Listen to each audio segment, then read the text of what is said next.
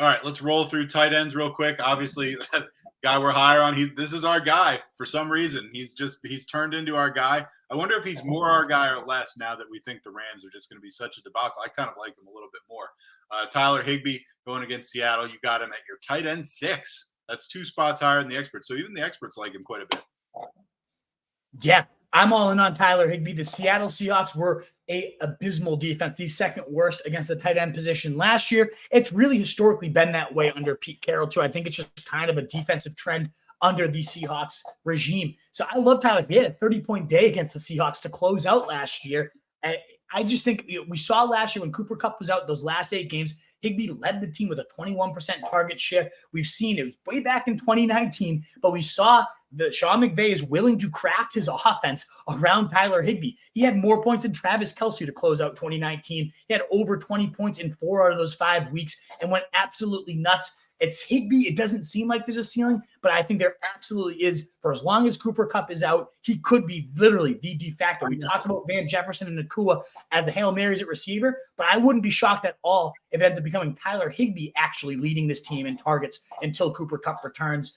He's got the upside. He really does have that upside. And at the tight end position where it's mostly just you're throwing a dart and hoping for a home run, Higbee can actually get some steady volume. Set career highs in yardage and receptions last year. I think he picks up where he left off. He becomes a very viable guy in week 1. All right, let's talk lower. You got a guy that we haven't talked much about this year, Kyle Pitts, we don't like this year. Sell me on that. Oh, he's lower. Yeah, sell you on being lower on Kyle Pitts? Yeah, I'm being sarcastic. I thought so. I'm just making sure I'm hearing that right. Yeah, we have nothing to do with Kyle Pitts. I cannot wait to hear all the victory laps about how Kyle Pitts had 160 unrealized air yards for a whopping 2.8 points in week 1. That's exactly what's going to happen is all the usage guys are going to be so MOH is going to be talking all about those unrealized, and Duck's going to talk about unrealized air yards or whatever. We're going to be like, he had 4 fantasy points. Right. Think about all the unrealized but all those air yards that he could have had, exactly. I don't believe in Desmond Ridder enough to think that suddenly, yes, I understand Mariota was a dumpster fire and everything that could go wrong went wrong for Kyle Pitts. I also understand he was a 50% snap player in the preseason. I don't want to overreact to preseason usage, but for a guy that couldn't get fully time role last year, the fact that he still isn't has got to be noted. It has to be a concern on your docket. So yes, I'm absolutely concerned with Kyle Pitts against the Carolina team that was actually a bottom 5 matchup for tight ends last year as well.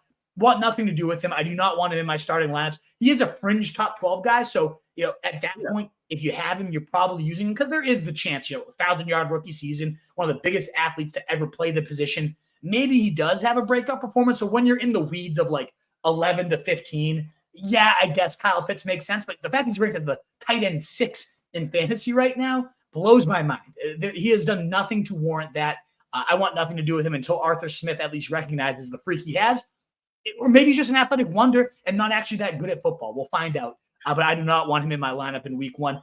2 wide receiver 12 weeks last year, and there's no way you had him on your team when he had those.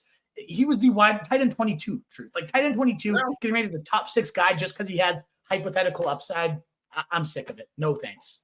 Yeah, well, a guy that this is actually a really significant one. You've got Chig Okonkwo, and I hate trying to pronounce these names because I'm wrong 60% of the time. But the experts actually like him at 12, which is a starter, and you're like, no, 22. Yeah, I'll repeat the numbers why I was down on Treylon Burks. 31st, 31st, 30th, 25th, and 30th in pass attempts under Mike Vrabel. It's just such a small aerial pie. When you have a mouth as large as DeAndre Hopkins, it's one of those things, Okonkwo, in terms of yards per route run and the athletical measurements and all that, he does check a ton of those interesting boxes. But when there's only 4 to 5 targets to go around, maybe it's the week where you hit the deep shot to Okonkwo and he goes down the seam. He has that athletic ability to do it.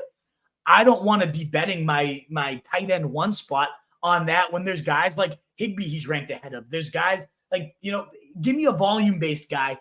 Some of these Hail Marys that we're going to talk about, I'll have them all day ahead of Chig Okonkwo, who, sure, he did some interesting things on his limited usage last year, but I just don't see any way that usage goes up when he was contending with nobody last year, and now he has DeAndre Hopkins and a low-volume attack to now have to take targets from. I don't see it at all. All right, let's talk Hail Marys. talked quite a bit about Juwan Johnson, and he's actually at 48% owned, so not as big of a Hail Mary anymore as he was. But you Yeah. also mentioned Luke Musgrave and Cole Turner at the outset of the broadcast. Musgrave 15% owned. Turner right now, as of reading this copy, 0% owned. So you could probably grab him if you wanted to. And we're Yeah. finishing this pretty quickly. So you are going to have quite a bit of time to make moves if you want to make any before the kickoff. So anyway, let's do these. Then I'm going to ask you some questions about my lineup, and then we'll hit the mailbag.